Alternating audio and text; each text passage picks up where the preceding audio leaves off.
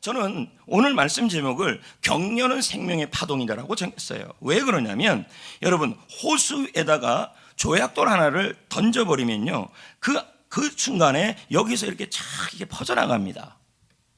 예? 이걸 우리는 뭐라 그러냐면 파동 또는 파문, 이렇게 얘기를 합니다. 이 말은 경련은 한 사람의 인생을 바꾸고 또 퍼져나가서 가정도 변화시키고 교회도 바꾸고 세상도 바꾼다는 거예요. 그래서 생명의 파동을 사전적 의미로 찾아보니까요, 일으키는 에너지, 이렇게 되어 있더라고요.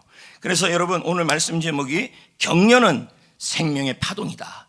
나를 살리고 남도 살리고 세상도 살리는 그런 의미라는 것입니다. 원래 설교 제목이 지난주에 기억하실지 모르겠지만 남을 세우면 나도 세워진다, 이거였어요.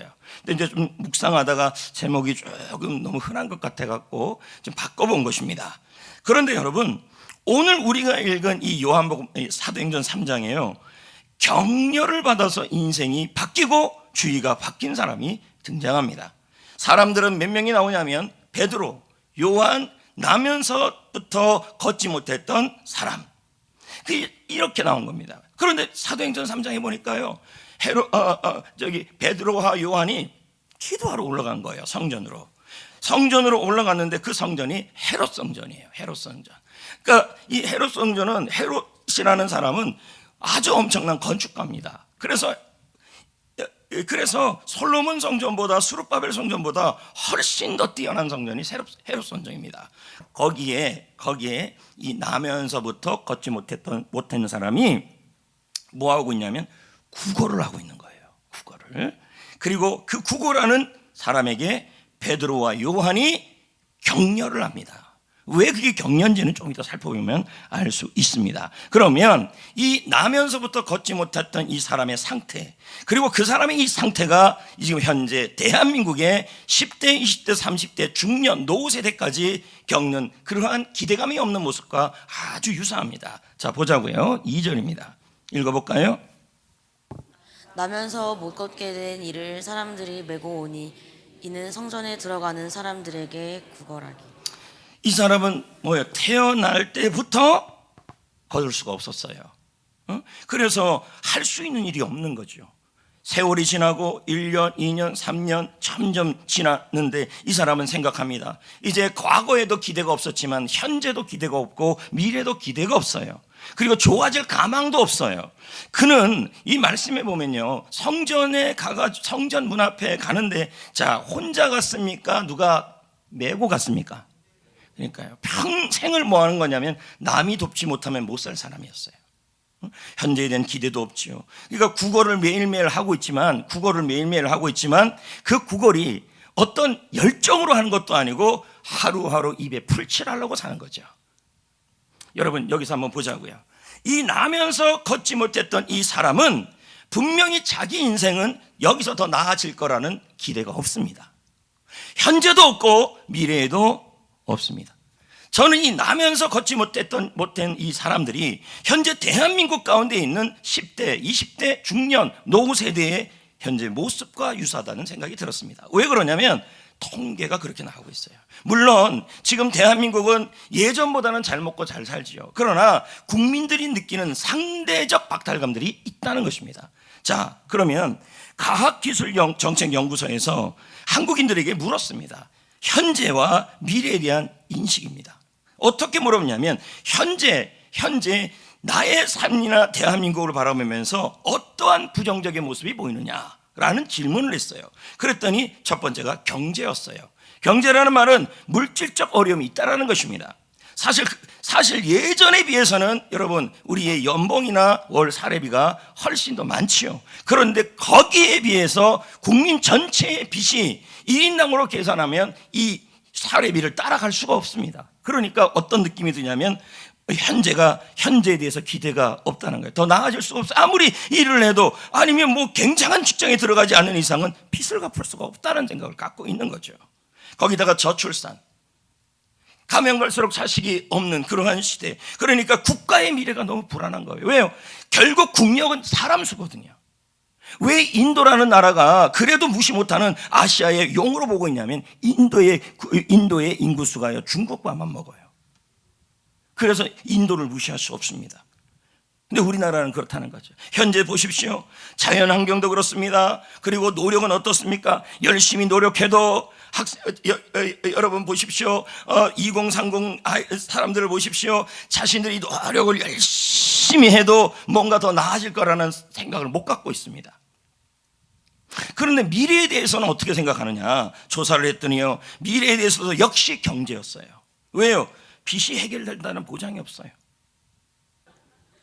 여러분, 개인이나 사회도 지금 현재 보십시오. 2030, 10대, 30대, 중년세대, 그리고 노후세대, 그리고 교회 학교, 교회에 대한 것들 하나같이 나면서 걷지 못하는 안진뱅이와 같은 그 모습으로 이 마음에 몸은 있지만 사실 이 마음에 어떠한 소망도 없고 기대도 없는 대한민국 전체의 모습이 현재 드러나고 있는 거죠. 그저 그냥 사는 거예요. 하루하루. 아침에 일어나니까 살고. 여기 있는 이 나면서 안진병인 이 사람도 그랬어요. 아침에 눈 뜨니까 나는 내 힘으로 못하니까 누군가가 나를 업어서 거기다 갖다 놓고, 그러니까 평생 의지하는 삶이에요. 그리고 그 사람이 할 수 있는 건 뭡니까? 구걸을 할 수 있도록 도와주는 것밖에 없어요. 실제적으로요, 궁극적으로 이 사람에게 소망이 생기려면요, 이 사람이 일어나야 되는 거죠. 이제 우리에게도 이 사도행전 3장이 우리에게도 소망이 되는 것은 나면서 걷지 못한 이 사람에게 새로운 빛이 비친 것처럼 우리에게도 빛이 비칠 거라는 얘기죠. 그게 우리에게 소망이에요. 그 시작이 바로 뭐냐면 격려였어요. 물론 이 관점에서 다른 관점으로 볼 수 있지만 제가 격려라는 관련된 책을 보니까요, 딱 이 베드로가 하는 행동, 요한이 하는 행동이 격려의 모습이었어요. 격려의 세 가지. 이 격려의 세 가지로 이 안진뱅이, 나면서 걷지 못한 이 안진뱅이가 일어나고 걷고 찬양하며 뛰며 기대가 있는 거죠. 바뀐 거예요. 자, 그러면 저는 격려 세 가지를 말씀드리겠습니다. 4절입니다. 읽어봅시다. 시작. 베드로가 요한과 더불어 주목하여 이르되 우리를 보라 하니. 자, 보십시오. 베드로가 요한이 먼저 주목했겠죠. 그러면서 또 뭐 하라 그래요? 나면서 걷지 못한 분에게 또 주목하라. 이 주목이라는 단어는 베드로가 요한도 주목했고 여기도 주목했는데, 이쪽에서의 주목은 뭐냐면 먹을 걸, 돈을 달라라는 주목이고, 베드로와 요한의 주목은 원문을 보니까요, 열중하다, 관찰하다라는 뜻입니다. 그래서 베드로와 요한은 나면서 걷지 못하는 이 사람을 향하여 열중해서 봤어요. 왜 열중해서 봤을까요? 그 마음에 관심을 갖고 본 건데, 왜 봤냐면 저 사람을 어떻게 하든지 도우려고 본 겁니다. 그러므로 여러분, 격려는 남을 바라볼 때 그 사람을 어떻게 하면 도울 거라는 마음을 갖는 관심이 바로 격려의 시작이에요. 예를 들면 제 아내 누군가를 이렇게 봅니다. 근데 그 사람을 바라볼 때 격려가 아닌 게 있죠. 이 마음속에 누구를 바라볼 때 어떻게 하면 저 사람을 힘들게 할까? 이게 격려는 아니라는 거예요. 같은 걸 바라보더라도 어떻게 하면 저 사람을 살릴까? 일으킬까? 오늘날 2030 그리고 학생부 다음 세대, 중년 세대, 내 옆에 있는 모든 사람들을 바라보면서 그들을 바라보면서 같이 희망이 없는 눈으로 바라보는 것이 아니라 이 사람은 희망이 없는 눈으로 바라봤습니다. 그러나 베드로와 요한은 희망이 있는 눈으로 바라본 거예요. 기대를 하고 바라본 거예요. 근데 여러분, 성경에요, 이 바라보는 걸 잘해서 인생을 자기도 살고 남도 산 사람이 나와요. 여러분 잘 보십시오. 누군가를 격려하고 누군가를 살리려고 관심을 갖고 바라보면요, 어떻게 되냐면 나도 살고 남도 세워져요. 이 사람이 바로 요셉입니다. 여러분, 요셉 모르는 분이 여기 어디 있겠습니까? 다 알죠. 여러분, 원래 이 요셉은 야곱의 아들입니다. 그러나 그 야곱의 아들들 중에서 아버지 야곱이 특별히 이뻐했기 때문에 형들이 시기 질투가 심했죠. 그래서 이 요셉을 어떻게 합니까? 노예로 팔아버린 겁니다. 여러분, 그렇다면 한번 보십시다. 요셉의 입장에서는 자신이 현재도 그렇고 미래도 그렇고 어떠한 기대가 될 수 없습니다. 이때 나이가 17살 정도 됐을 것입니다. 아닌가? 나중에 찾아보고 말씀드리겠습니다.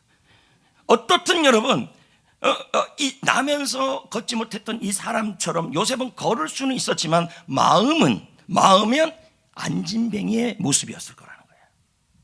그러다가 여러분, 요셉은 그래도 열심히 살았습니다. 열심히 일하면 올라갈 수 있다, 열심히 일하면 하나님이 복 줄 거다 하면서 열심히 보디발의 집에서 청지기 일을 합니다. 그런데 여러분, 어떤 일이 일어납니까? 모함을 받아 감옥에 갑니다. 이 모습이 아까 2030 중년 세대의 말입니다. 지금 여기서 노력하면 상층으로 올라갈 수 있다 없다가 나왔 것처럼 요셉은 이제 그런 마음이 들기 시작했을 겁니다. 나는 해결이 안 된다. 그런 마음이 왜 안 들겠습니까? 그래서 그 감옥에서 이렇게 할 수가 있겠죠. 이 나면서 안진뱅이였던 이 사람처럼, 걷지 못한 사람처럼 한숨 쉬며 신세한탄하면서 자기 자신만 바라보면서 겨우겨우 하루를 버티는 사람이 있을 수도 있고, 요셉은 그렇게 하지 않았다는 거예요. 내가 지금 나의 현실이 열심히 일을 해도 올라가는 것이 아니라 내려막길을 갖고 있어도 요셉은 격려의 마음을 갖고 있었다는 거죠. 관찰, 관심.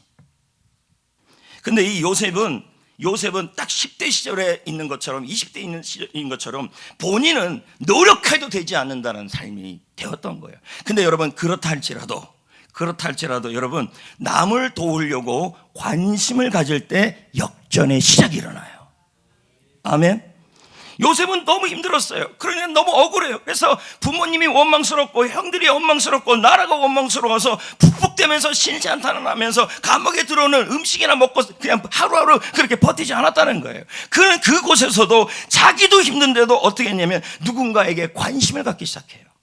바라보기 시작해요. 그것이 무엇이냐면 누군가를 돕기고 싶은 그 마음이었다는 거죠. 참 열심히 삽니다. 여기 무슨 희망이 있어요? 평생 살아도 노력해도 안 됩니다, 요셉은.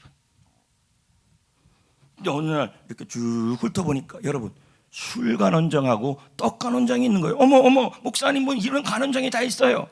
여러분, 둘 다 김이상궁이에요. 떡은 독 들어갔나, 술은 술 들어갔나, 독 들어갔나, 그것을 점검하는 사람. 이건 아무나 시키지 않아요. 이건 굉장한 측근이라는 뜻이에요. 지금으로 말하면 비서실장이에요. 근데 이 사람 둘이 아마 오해를 받았는지 감옥에 들어오게 된 것 같아요. 그런데 이 요셉이 자기도 힘들잖아요. 아무리 열심히 하면 뭐합니까? 자꾸 내리막인데. 그런데 한번 쭉 보니까 어느 날, 어머나, 여러분, 김이상궁 둘이 얼굴이 걱정이 꽉 차 있는 거예요.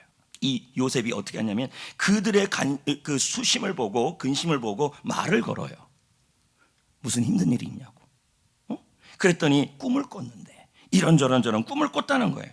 그런데 자기도 힘든데 아이고 그런 꿈 개꿈이야 막 이러지는 않고 요셉은 어떻게 하냐면 그 꿈을 해석해 줘요. 해석해 주는데 한쪽은 정치범으로 죽을 거고 한쪽은 복권될 거라는 거예요. 그런데 나중에 시간이 지나서 실제로 이 술간원장이 복권이 되는 겁니다. 지나고 나서 이번에는 누가 근심을 갖고 있냐면 이집트의 바로왕의 얼굴에 수심이 많은 것입니다. 그때 술간원장이 누가 생각나냐면 자기를 격려하고 자기가 힘들 때 관심을 보여주는 그 사람이 생각이 난 거예요. 그래서 여러분의 격려와 관심이 100점의 역할을 하려고 그러면 내 주위에 수심이 보이는 사람에게 격려하면 이게 효과가 100%가 돼버려요. 그리고 나서 바로왕을 만나서 바로왕을 돕습니다. 그래서 바로왕은 요셉을 어떻게 합니까? 야, 지혜롭다, 신의 지혜가 있다, 신이 함께하는 분이다 하면서 요셉을 총리로 세웠습니다. 그리고 하나님의 지혜로 흉년을 대비하고, 그리고 그 대비한 걸로 인해서 이제는 뭡니까? 이집트와 가나안 사람들까지 살렸습니다. 그 시작이 뭐였습니까? 도저히 노력해도 안 되는 상황에서도 뭡니까? 누군가에게 격려하려고 관심을 갖는 그 관심에서부터 시작됐던 얘기죠. 여러분, 격려 첫 번째, 누군가를 세우기 위해 내가 아무런 대가도 없고 노력도 안 되지만 누군가를 바라보고 관심을 갖는 그 순간부터 그 작은 파동, 호수에 돌 하나 돌렸던 그 작은 파동 하나가 이제 뻗어나가서 요셉도 살렸고 주위도 살았고 가족도 살았고 보디발도 살고 다 살았다는 거예요. 여러분, 첫 번째 격려는 무엇입니까? 이것저것 다 기억하기 어렵다면 관심입니다. 관심. 나 당신에게 관심 있어. 이 의미는 무슨 의미예요? 남을 도우려고 마음을 품고 바라보는 거예요. 이 관심이 살겠다는 거예요. 여러분, 관심, 격려는 무엇입니까? 나도 힘든데, 나도 일어날 수 없는데, 노력해도 안 됐는데, 그럴 때 여러분, 그런 상황에서 관심을 보이고 남을 도우려고 신경을 쓰는 것은 하나님이 기뻐하는 믿음입니다. 그리고 그런 사람에게 주님은 그 사람도 살리시고 남도 살린다는 얘기죠. 나도 죽을 것 같은데 뭘 도와요? 이게 아니라는 거예요. 이렇게 힘든데 누군가 내 주위에 마음에 생각나는 사람들이 있다면 관심을 가져야 된다는 얘기죠. 두 번째 격려는 무엇입니까? 예수님의 능력을 믿고 결론을 말해주는 겁니다. 자, 6절을 한번 봅시다. 베드로가 시작. 베드로가 이르되 은과 금은 내게 없거니와 내게 있는 이것을 내게 주노니 나사렛 예수 그리스도의 이름으로 일어나 걸으라 하고. 자, 일반적으로 베드로가 이르되, 이 단어는 일반적으로 said로 돼 있어요, 영어에. 근데 제가 영어 원문 사전을 뒤져보니까요, 놀라운 단어가 나왔어요. 이 이르되가 conclude예요. 무슨 뜻입니까? 결론을 내드리다, 결론을 내다. 이러면 이 말씀이 달라져 버려요. 자, 걸으라는 말은 현재 진행형이에요. 그럼 뭐예요? 지금부터 걸어서 미래에도 걷게 될 거다, 이 얘기예요. 결론이에요. 그 무슨 설교의 결론이 아니에요, 이건요. 자, 이겁니다. 격려는 두 번째, 예수님의 능력을 믿고 그 사람의 미래가 보이지 않아도 현재가 소망이 없어 아프고 힘들고, 자, 그러면 나면서부터 걷지 못하는 사람은 뭡니까? 불치병이죠. 그런데 그 사람을 향하여 예수의 능력을 믿고 결론을 좋게 내주는 겁니다. 이게 두 번째 격려예요. 예를 들면 이런 거죠. 저 사람을 딱 보면서, 야, 저 사람 진짜 아픈 거 보니까 희망이 안 보이네. 이러면 이건 격려가 아니에요. 근데 이렇게 말합니다. 당신은 예수 그리스도의 이름으로, 예수의 능력으로 일어날 사람입니다. 근데 그 얘기할 때는 예수 이름은 여기다 넣고 하셔야 돼요. 왜 그러냐면 이상하게 봐요. 그래서 하고 당신은 회복될 사람입니다. 이게 바로 결론을 내주는 거예요. 그래서 여러분, 찰스 킵스가 무슨 말을 합니까? 읽어봅시다. 시작. 당신이 문제를 붙들고 있는 한 주님의 손은 묶여 있는 것이나 다름없다. 문제를 놓아버려라. 문제를 주님께 맡기라. 해답을 굳게. 그래서 예수님을 한번 보십시오. 혈류병 걸린 여인이 12년 동안 아팠는데도 예수님은 뭘 얘기합니까? 네 소원대로 되리라. 결론이에요. 현재는 아닌데. 나사로를 보십시오. 이미 죽었어요. 노력해도 안 돼요. 그런데 예수님은 뭐라 그럽니까? 결론을 얘기해요. 나사로야, 나와라. 그러면 우리는 예수의 이름으로라는 말은 예수님의 능력을 믿으셔야죠. 예수님의 능력은 부활한 능력이에요. 죽음에서 살아난 능력이에요.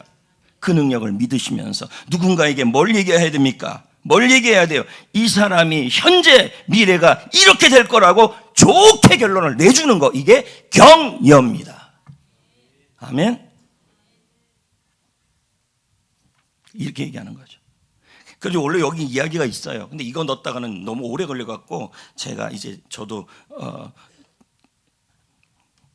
여러분들한테 미움받기 싫어서 너무 길게 하면, 그런데 사실 여기 포도 얘기가 들어가야 돼요.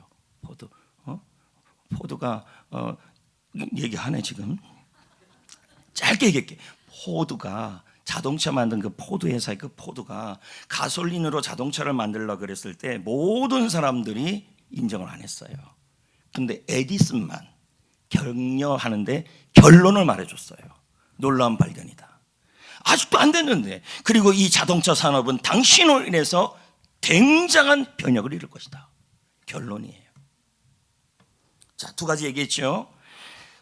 우리 인생의 삶 속에서 나면서부터 걷지 못하는 사람, 그러니까 노력해도 되지 않는 그런 기대조차 사라진 사람들에게 주님이 일하는 방법은 우리의 격려였다는 거예요. 관심을 갖고, 그리고 그들에게 결론을 말해 주셔야 돼요. 말해줘요. 말. 그리고 세 번째는 뭐냐면, 자, 보십시오. 자, 시작. 오른손을 잡아 일으키니. 자, 보세요.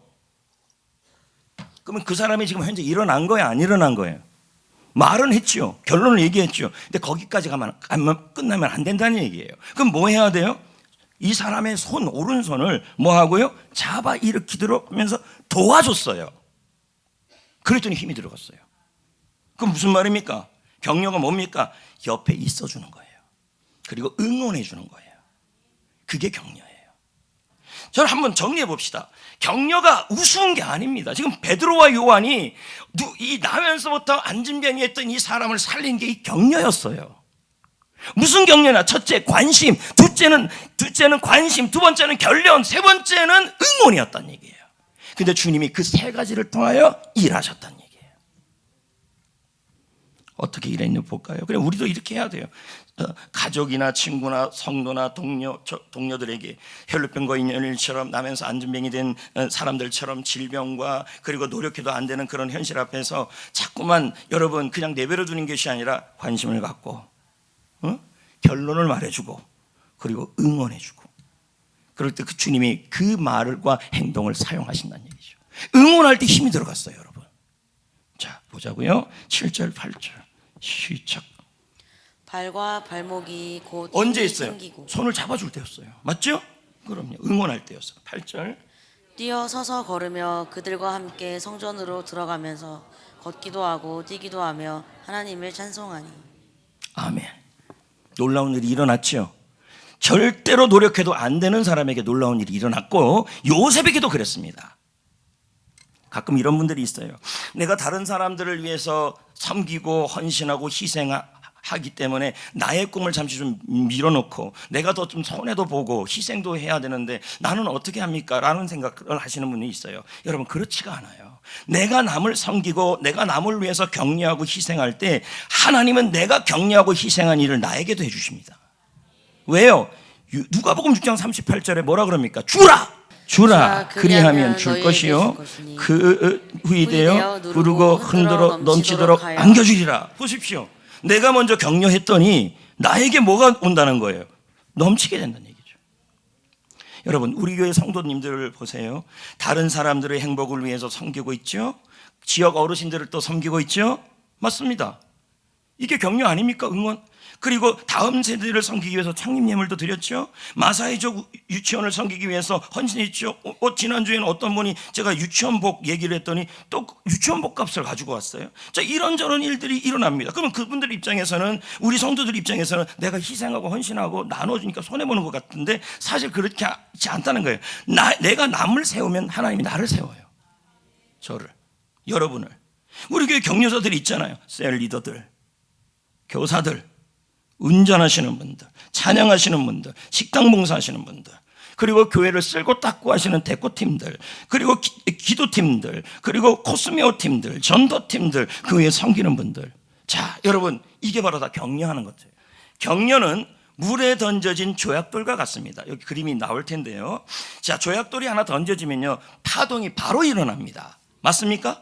그리고 점점 영향력이 퍼져가는 것입니다. 이런 것처럼 여러분이 격려를 시작하면요, 하나님은 먼저 여러분의 인생에 영향을 주고 옆에 있는 가정에도 영향을 주고 교회도 영향을 주고 국가도 영향을 주는 것입니다. 그러므로 여러분, 우리 주위에 있는 사람들, 또 우리 게스트들, 동료들, 그리고 학교 친구들, 그런 사람들이 보일 때마다 여러분 관심을 갖고 결론을 말해주고 그리고 응원을 해 주십시오.